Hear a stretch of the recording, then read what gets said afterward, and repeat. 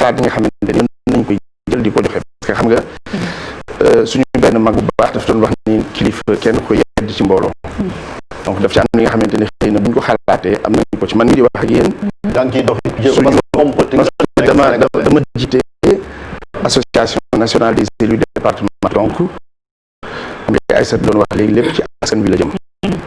mais comme wax la kilifa kenn du ko yedd ci mbooloo am na lu ñu ci dox waaw demandé na waaw non mais foofu laay wax rek xam nga mbiru SYTJUST bi metti na à tous les niveaux te dama jàpp ni bala ngay incriminer parce que le président de la République xam nga affaire bi lu jëw rek dañ naan nañ dem ci président de la République ci moom la mais je pense que il faudra que ñu qu'on se batte pour épuiser toutes les forces yi nga xamante ni moo féete ci côté ministre bi et que comme man oui non c'est non je veux dire que ministre dafa am lu ko war ci li nga xamante ni démarche la man comme ci côté ministre bi demandé naa pour toog ak moom pour wax ak moom parce que dama jàpp ni ñu ci ëpp ci Sénégalais yi suñuy wax parce que damay wax leen pour man Aïssatou tey sa expérience ak fi nga jaar ak contact relationnel yi nga am ak nitu démb ak nitu tey médiateur social nit muy décidé ni man damay def médiation sociale nga toog ba ci yàgg rek def ko ci suuf mu dox bu doxee ba pare nag ñu ne ku ko dox ñu ne Chérif Dia moo ko doxoon donc je pense que ñun Sénégalais ñoo war a mën a xool ni ñu manqué ku ci nekk ni man léegi ci li ma am ci expérience ak fi ma jaar ci véhicule nan laa ko mën a defee pour mu mën a dox donc je pense que lu metti la li nga xamante ni war nañ ko mën a def mais man pour le moment avant d'indiquer le président de la République dama bëgg d'abord épuiser lépp nga xamante ni war nañ ko dox ci côté ministre bi fenn fi nga xamante ni rek am naa ci mën nañ ci wax mooy am na type de relation professionnelle ak syndicale boo ko amee nit soxla nga pour me savoir la je pense que dégg naa ko bon bu ko ñëpp waxee mën ni yaakaar ni dëgg la mais je pense que foofu SYTJUST ñoo ko wax mais je pense que loolu quand même blocage bu ñu war a mais yooyu yëpp ñun dañuy wax ni rek fi réew mi toll fi njëkk liy baxee en Afrique je pense que ku ci nekk loo mën a def pour jàmm am war nga ko mën a def parce que jàmm ci boppam moom li waral nag teewaay Malick mooy la xew ci suñu dëkkandoo di Mali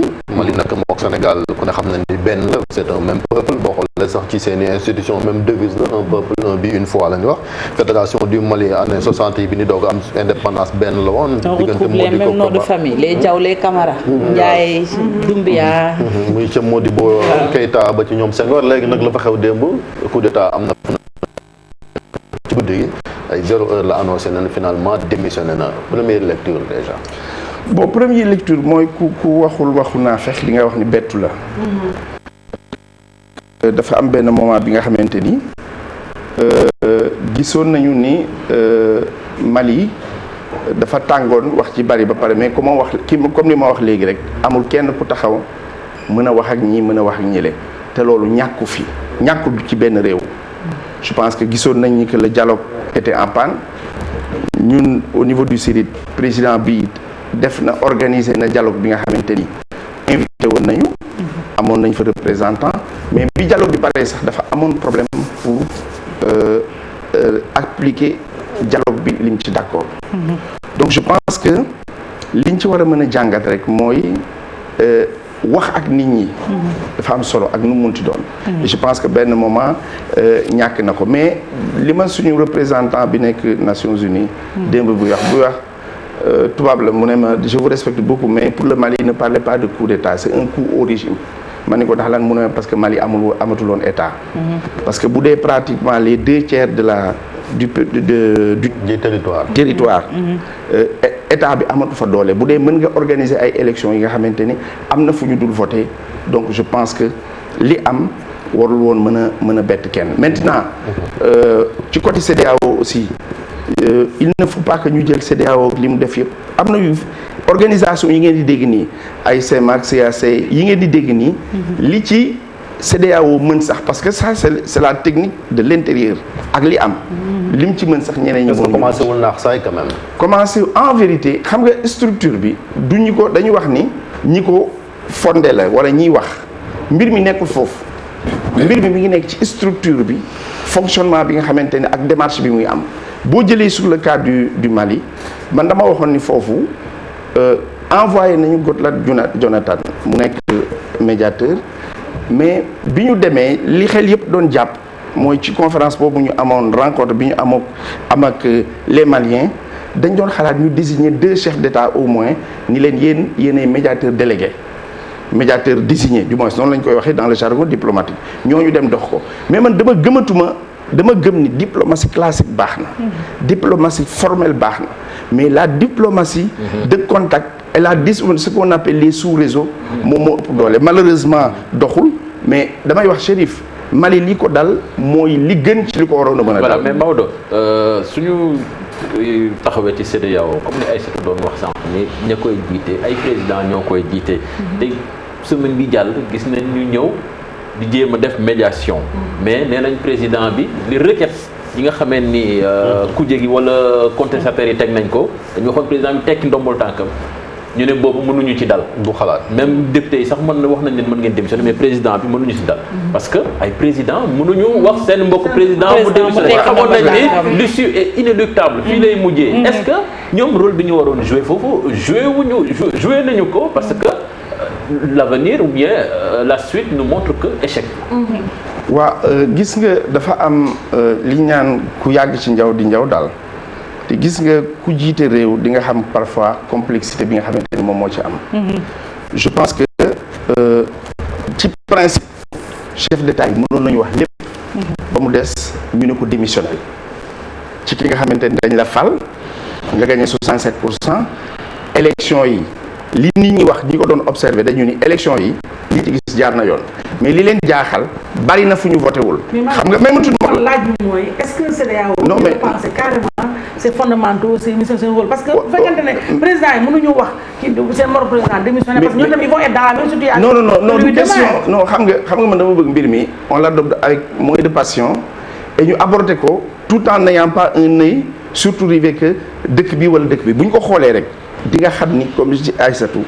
am na ci li nga xamante ni un chef d'État mënu parce que dafa am ce qu'on appelle le droit de non-ingérence aux affaires intérieures donc man dama jàpp ni kaddu gi fan la nekkee mooy bi ñu ñëwee CEDEAO ñëw na wax ak ñoom ñun par des contacts on a eu à échanger avec l'imam Dicko on sait que contrairement à ce que les gens disent chef d'État yi ku ci nekk am na ci pàcc boo mënoon a ñi nga xamante ni mënoon nga wax ak ñoom maintenant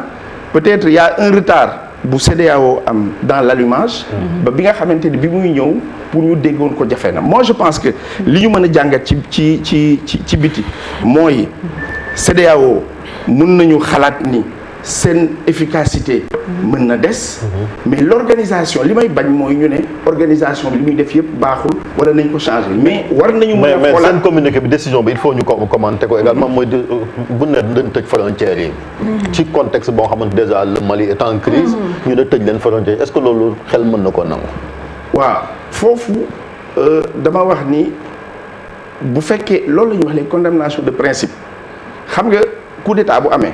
dañuy wax ci principe yi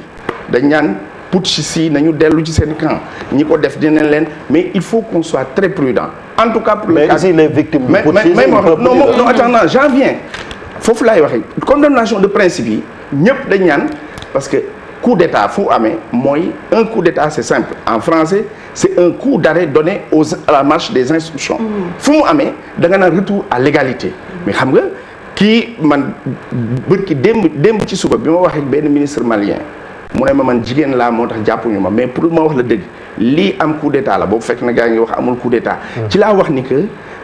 mbir mi fi mu jëm mooy di ne waa ji moom jeexal na maintenant li nga wax noonu man dama wax ni condamnation de principe yi mën nañ ci ànd au plan multilatéral mais man dama bëgg Sénégal ak le président de la République Macky Sall par sa posture par son aura par tout ce qu'il représente mais eu égard également ak li nga xamante ni moo dox ci diggante Sénégal ak Mali ñun Sénégalais yi ñu respecter dans le bilatéralisme maanaam suñu diggante CEDEAO ñu respecter yenn yi mais ñu xam ni le port on a déjà la Covid à l'intérieur on a des problèmes sur les rentrées de fonds au niveau douanier est-ce que Sénégal tey war na mën a tëj digganteem ak Mali je ne le pense pas est-ce que Sénégal tey war na mën a par exemple yow ak mbokk gi ñu am leen teel ak ak Mali est-ce que tey war nañu mën a ñun def comme ku nga xamante ni yoonam. da nga bëgg ñu agir en solo alors. je pense que dañu war a am un comportement une attitude bi nga xamante ni dina sauvegarder nos relations avec le bon voisinage. mooy beddeeku ci dogalu CEDEAO bi jëflante direct. peut-être mënoo cee beddeeku de manière. parce que bu ñu tijjee frontière yi mooy. non mais je veux dire mais en tout cas ñu assumer ñun historiquement rôle bi nga xamante ni historique am nañ ba moom. am na sànq yi ngay wax démb dama koy wax on a ñun rek ñoo bokk devise suñuy drapeau xaw a nuroo ñu am des relations anciennes mais beneen élément bi mooy le barrage hydroélectrique de Manantali la nekk au Mali. mais c'est le fruit maanaam c'est un fruit d'un investissement et d'un endettement triangulaire donc cela veut dire quoi que Mali daf ñu intéressé plus que ni mu intéressé affaire bi beneen élément bi nag mooy putsch bi buñ ko maanaam coup d'état bi buñ ko yamalee wala ñu comparé ko bi amoon en 2011-2012 avec le capitaine Sanogo. D'abord qui c'est un colonel mais autour de lui il y a des généraux qui ont été formés à l'école de Saint-Cyr. école Saint-Cyr militaire bu ci génnee doo làmbatu te njort naa ni ñaawlu coup d'état bi ñun moom la ñu def. am na école militaire yoo xam ne ku fa génn def coup d'état genre par jour non moom laa la wax mais dama la wax ni la que ñii ils ont dama jàpp ni sans défendre le coup d'état je le défends pas. loin s'en faut ñun ñu ngi koy condamné mais ñu éviter redondance bi daan am mooy bu amee rek ñu ne par exemple les jeunes les militaires nañu delloo pouvoir bi bu ñu ko delloowul dinañ leen jàpp bu ñu leen jàppee dinañ leen tëj loolooy tax militaire jël pouvoir bi ba pare ni damay siisu dootuma fi jóge. voilà moo tax pour terminer nous au niveau du CIDID l'appel que nous lançons au président de la République Macky Sall c'est d'abord de jouer lui la carte de la médiation. Président, dans le cadre bilatéral. Non, tu sais, l'agenda. Non, je vous dis une chose. Vous savez, comme non,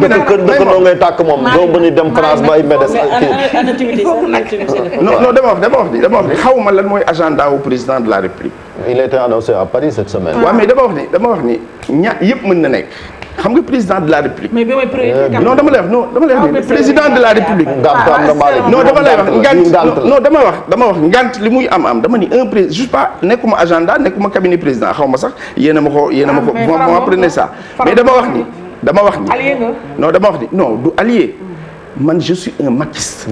xam nga man dama wax ni Macky Sall li ma naan waa APR dama ne dañoo bokk sëriñ te bokk ñu daayira loolu laay wax gars yi pour ñu reetaan bon mais je veux dire que ni je me réclame de tous les actes qu'il pose j'essaie de le défendre au maximum que je puisse comprendre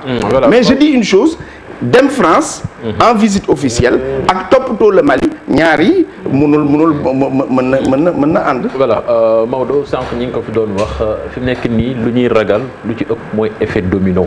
te xam nañ sous région bi gis nañ ñu nu mu doyee waar jamono ji te président yi ñoom ñi nga xamee ni stabilité boobu ñoom ñoo ko war a prôné wane ko ce n'est pas le cas ndax problème troisième mandat bi nga xamee ni dafa jóg ci réew yu bari Côte d'Ivoire Guinée Sénégal moom ñi ngi coow mais yeggaguñu fa mais est-ce que mais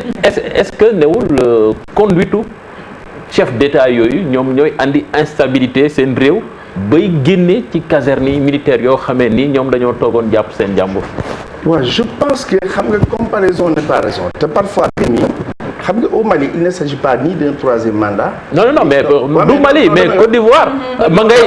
askan waa ngay génn te da leen génne troisième mandat la. mais non damay wax c'est-à-dire ce n'est pas un problème de troisième mandat c'est même un problème d'un deuxième mandat non achevé. xam nga bala nga naan naam day fekk nga nekk fa. mais dama jàpp ni dans tous les cas de figure. am na ci posture yi nga xamante ni képp ku jiite réew. war nga ko mën a am. mu doon des postures d'ouverture maanaam nga mën a ubbeeku et je pense que au Sénégal am nañu au moins une chance il faut que parce que nag gis nga xam nga benn bëñ boo ko amee di ko xeeb bala nga koy xam mu wadd ici au Sénégal dañu am chance su organiser des cadres de dialogue te dara xewul xam nga Mali bu ñu fa demee nii dialogue amatu fa de négociation moo fay am parce que dialoguer ce n'est pas dealer dialoguer ce n'est pas se compromettre. Dialoguer c'est gérer les antagonismes de manière apaisée. mais sauf que des fois da ngeen di dialoguer nga bàyyi dialogue ba ñëw def lu la neex. non damay wax c'est-à-dire ki nga xamante ni Mali négociation moo fa mën a am négociation mi ngi am bu yi amee ma wax la ni effet domino xam nga printemps arabe dañ koy jël mais printemps arabe deful effet domino dafa fekk dans chaque pays benn problème bi nga xamante ni ma nga fa woon. yàgg fa te réglé wuñ ko. mais loolu mooy boo ñëwee non c'est la même chose région bi maanaam printemps arabe boobu. non quand je te dis un effet domino. même si ñooy ñoom la ñooy xeeñ ci suñ sous-région même si dëkk bu nekk dafa am particularité boppam mais li la jaaw xam nga dama lay wax ni la un peuple bu mu munti doon ci àdduna. ay satu peuple bu mu munti doon ci àdduna wala kër gu mu munti doon fàggandiku dafa gëm faju donc dans tous les cas de figure. lépp lu am feneen mën nañ ci jàngat. ba mu bañ ñu dal mais damay wax ni ñun Sénégal man waxuma sax ginnaaw ay ñaan ak ñi fi tëdd ak yooyu mais dama ni nous avons un état fort stable bu am taxawaay un état présent sur l'ensemble du territoire un état qui de Senghor de Abdou Diouf à maintenant pour ne pas dire Senghor parce que crise Casamance xewu ko fi woon un état qui a pu contenir une crise même non mais qu'est-ce que vous faites mais foofu lay terminer dañ laa dénk puso bi fexeel ba mu réeral puso bi loolu tamit je termine ci niveau boobu dama wax ni ñu contenir ko ba pendant presque 40 ans génnul benn région dama wax ni léegi loolu li muy indi nag mooy gën a waxtaanaat gën a taxawaat gën a am benn sursaut national bi nga xamante ni dafa war ñëpp dafa war journalistes yi dafa war médias yi dafa war presse bi dafa war ñëpp et je pense que lu ci mën ci wax au Sénégal on joue le rôle parce que je donne un exemple quand je vois Aïssatou foofu laay terminer je termine rapidement quand par exemple j'entends l'analyse de Aïssatou qui le fait avec beaucoup de liberté et de professionnalisme je dis alhamdulillah ñi ngi Sénégal les gens te disent Rwanda nañ ko defar ak yooyu Paul Kagame xamul journaliste indépendant amul wax sa xalaat donc cela veut dire que ñun prérequis yi ñu am nañ ko continuer. dafa yàgg ay nit a tour deret pour. non moom laa la wax dama ni la fee du tour deret. fee xam nga lan la. fee ils ont eu 1 million de morts. moo tax globalement je. Aïssatou am newul nguur gi moo ko non dama wax on dit Fati on dit la même chose. Je ne suis pas en train de vous dire. L'histoire du Sénégal, Macky Sall a fabriqué. Merci beaucoup. C'est un processus. Soumaïla Sy, c'est quand même chef de l'opposition qui a disparu là. Très rapidement, on doit tout faire pour que Soumaïla Cissé retrouve sa liberté. Très bien. Parce que bu retrouver une liberté am tey xëy na lii du am mais gis nga luy am. ay concours de circonstances mooy tax ba mu am. mais dama jàpp ni Mali. war na mën a jóge fii pour dem yoonam ba faaw. jërëjëf Maodo Malick Mbaye ñu dem léegi.